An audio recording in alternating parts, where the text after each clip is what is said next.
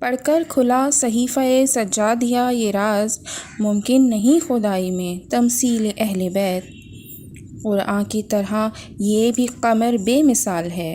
جب امام زین العابدین دعا مانگتے تو اس کی ابتدا خدائے بزرگ و برتر کی حمد و ستائش سے فرماتے۔ چنانچہ انہوں نے فرمایا، سب تعریف اس اللہ کے لیے جو ایسا اول ہے جس کے پہلے کوئی اول نہ تھا، اور ایسا آخر ہے جس کے بعد کوئی آخر نہ ہوگا۔ وہ خدا جس کے دیکھنے سے دیکھنے والوں کی آنکھیں عاجز، اور جس کی توصیف و ثنا سے وصف بیان کرنے والوں کی عقلیں قاصر ہیں۔ اس نے کائنات کو اپنی قدرت سے پیدا کیا اور اپنے منشائے ازلی سے جیسا چاہا انہیں ایجاد کیا، پھر انہیں اپنے ارادے کے راستے پر چلایا اور اپنی محبت کی راہ پر ابھارا۔ جن حدود کی طرف انہیں آگے بڑھایا ہے ان سے پیچھے رہنا، اور جن سے پیچھے رکھا ہے ان آگے بڑھنا ان کے قبضہ و اختیار سے باہر ہے۔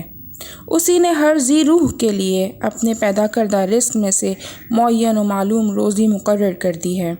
جسے زیادہ دیا ہے اسے کوئی گھٹانے والا گھٹا نہیں سکتا، اور جسے کم کر دیا اسے کوئی بڑھانے والا بڑھا نہیں سکتا۔ پھر یہ کہ اسی نے اس کی زندگی کا ایک وقت مقرر کر دیا اور ایک معینہ مدت کے لیے ٹھہرا دی، جس مدت کی طرف وہ اپنی زندگی کے دنوں سے بڑھتا اور اپنے زمانہ زیست کے سالوں سے اس کے نزدیک ہوتا ہے، یہاں تک کہ جب زندگی کی انتہا کو پہنچ جاتا ہے اور اپنی عمر کا حساب پورا کر لیتا ہے تو اللہ اسے اپنے ثواب بے پایاں تک جس کی طرف اسے بلایا تھا، یا خوفناک عذاب کی جانب جسے بیان کر دیا تھا، قبض روح کے بعد پہنچا دیتا ہے، تاکہ اپنے عدل کی بنا پر بروں کو ان کی بدعمالیوں کی سزا اور نیکوکاروں کو اچھا بدلہ دے۔ اس کے نام پاکیزہ اور اس کی نعمتوں کا سلسلہ لگاتار ہے۔ وہ جو کرتا ہے اس کی پوچھ گچھ اس سے نہیں ہو سکتی، اور لوگوں سے بہرحال باز پرس ہوگی۔ تمام تعریف اس اللہ کے لیے ہے کہ اگر وہ اپنے بندوں کو حمد و شکر کی معرفت سے محروم رکھتا، ان پہم عطیوں پر جو اس نے دیے ہیں اور ان پے در پے نعمتوں پر جو اس نے فراوانی سے بخشی ہیں، تو وہ اس کی نعمتوں میں تصرف تو کرتے مگر اس کی حمد نہ کرتے، اور اس کے رزق میں فارغ البالی سے بے بسر تو کرتے مگر اس کا شکر بجا نہ لاتے، اور ایسے ہوتے تو انسانیت کی حدوں سے نکل کر چوپایوں کی حد میں آ جاتے، اور اس توصیف کے مصداق ہوتے جو اس نے اپنی محکم کتاب میں کی ہے کہ وہ تو بس چوپایوں کے مانند ہیں، بلکہ ان سے بھی زیادہ راہ راست سے بھٹکے ہوئے۔ تمام تعریف اللہ کے لیے ہے کہ اس نے اپنی ذات کو ہمیں پہچنوایا اور حمد و شکر کا طریقہ سمجھایا، اور اپنی پروردگاری پر علم و اطلاع کے دروازے ہمارے لیے کھول دیے، اور توحید میں تنزیہ و اخلاص کی طرف ہماری رہنمائی کی، اور اپنے معاملے میں شرک و کجروی سے ہمیں بچایا۔ ایسی ہم جس کے ذریعے ہم اس کی مخلوقات میں سے حمد گزاروں میں زندگی بسر کریں، اور اس کی خوشنودی و بخشش کی طرف بڑھنے والوں سے سبقت لے جائیں۔ ایسی حمد جس کی بدولت ہمارے لیے برزخ کی تیاری چھٹ جائیں، جو ہمارے لیے قیامت کی راہوں کو آسان کر دے اور حشر کے مجمع عام میں ہماری قدر و منزلت کو بلند کر دے، جس دن ہر ایک کو اس کے کیے کا بدلہ دیا جائے گا اور پر کسی طرح کا ظلم نہ ہوگا، جس دن کوئی دوست کسی دوست کے کچھ کام نہ آئے گا اور نہ ان کی مدد کی جائے گی۔ ایسی حمد جو ایک لکھی ہوئی کتاب میں ہے، جس کی مقرب فرشتے نگہداشت کرتے ہیں، ہماری طرف سے بہشت برین کے بلند ترین درجات تک بلند ہو۔ ایسی حمد جس سے ہماری آنکھوں میں ٹھنڈک آئے، جبکہ تمام آنکھیں حیرت و دہشت سے پھٹی کی پھٹی رہ جائیں گی، اور ہمارے چہرے روشن و درخشاں ہوں گے جبکہ تمام چہرے سیاہ ہوں گے۔ ایسی ہم جس کے ذریعے ہم اللہ کی بھڑکائی ہوئی اذیت دہ آگ سے آزادی پا کر اس کے جوار رحمت میں آ جائیں۔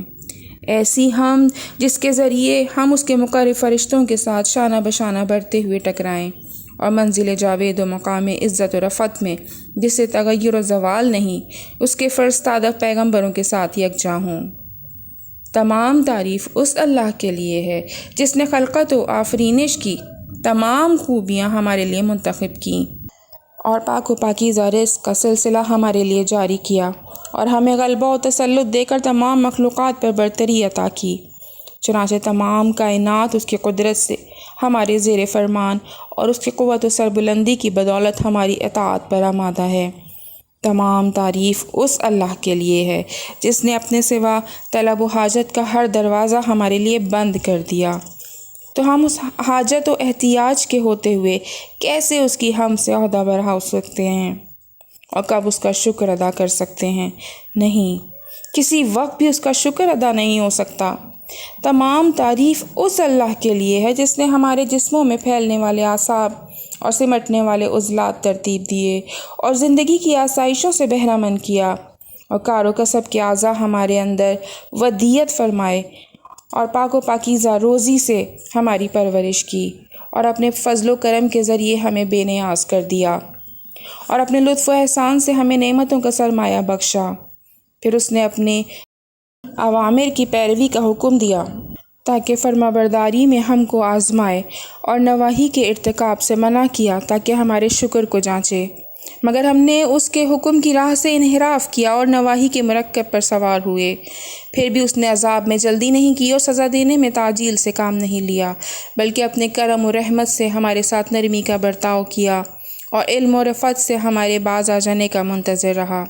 تمام تعریف اس اللہ کے لیے ہے جس نے ہمیں توبہ کی راہ بتائی، کہ جسے ہم نے صرف اس کے فضل و کرم کی بدولت حاصل کیا ہے۔ تو اگر ہم اس کی بخششوں میں سے اس توبہ کے سوا اور کوئی نعمت شمار میں نہ لائیں، تو یہی توبہ ہمارے حق میں اس کا عمدہ انعام، بڑا احسان اور عظیم فضل ہے، اس لیے کہ ہم سے پہلے لوگوں کے لیے توبہ کے بارے میں اس کا یہ رویہ نہ تھا۔ اس نے تو جس چیز کے برداشت کرنے کی ہمیں طاقت نہیں ہے وہ ہم سے ہٹا لی، اور ہماری طاقت سے بڑھ کر ہم پر ذمہ داری عائد نہیں کی، اور صرف سہل و آسان چیزوں کی ہمیں تکلیف دی ہے، اور ہم میں سے کسی ایک یہ حیل و حجت کی گنجائش نہیں رہنے دی۔ لہٰذا وہی تباہ ہونے والا ہے جو اس کی منشا کے خلاف اپنی تباہی کا سامان کرے، اور وہی خوش نصیب ہے جو اس کی طرف توجہ اور رغبت کرے۔ اللہ کے لیے حمد و ستائش ہے، ہر وہ حمد جو اس کے مقرب فرشتے، بزرگ ترین مخلوقات اور پسندیدہ حمد کرنے والے بجا لاتے ہیں، ایسی ستائش جو دوسری ستائشوں سے بڑی چڑھی ہوئی ہو، جس طرح ہمارا پروردگار تمام مخلوقات سے بڑا ہوا ہے۔ پھر اسی کے لیے حمد و ثنا ہے، اس کی ہر نعمت کے بدلے جو اس نے ہمیں اور تمام گزشتہ اور باقی ماندہ بندوں کو بخشی ہے، اور تمام چیزوں کے شمار کے برابر جن پر اس کا علم حاوی ہے، اور ہر نعمت کے مقابلے میں دگنی چگنی جو قیامت کے دن تک دائمی و ابدی ہو، ایسی جس کا کوئی آخری کنار اور جس کی گنتی کا کوئی شمار نہ ہو، جو اس کی اطاعت و بخشش کا وسیلہ، اس کی رضامندی کا سبب، اس کی مغفرت کا ذریعہ، جنت کا راستہ، اس کے عذاب سے پناہ، اس کے غضب سے امان، اس کی اطاعت میں معین اور اس کی معصیت سے مانے، اور اس کے حقوق و واجبات کی ادائیگی میں مددگار ہو، ایسی حمد جس کے ذریعے ہم اس کے خوش نصیب دوستوں میں شامل ہو کر خوش نصیب قرار پائیں، اور ان شہیدوں کے زمرے میں شمار ہوں جو اس کے دشمنوں کی تلواروں سے شہید ہوئے۔ بے شک وہی مالک و مختار اور قابل ستائش ہے۔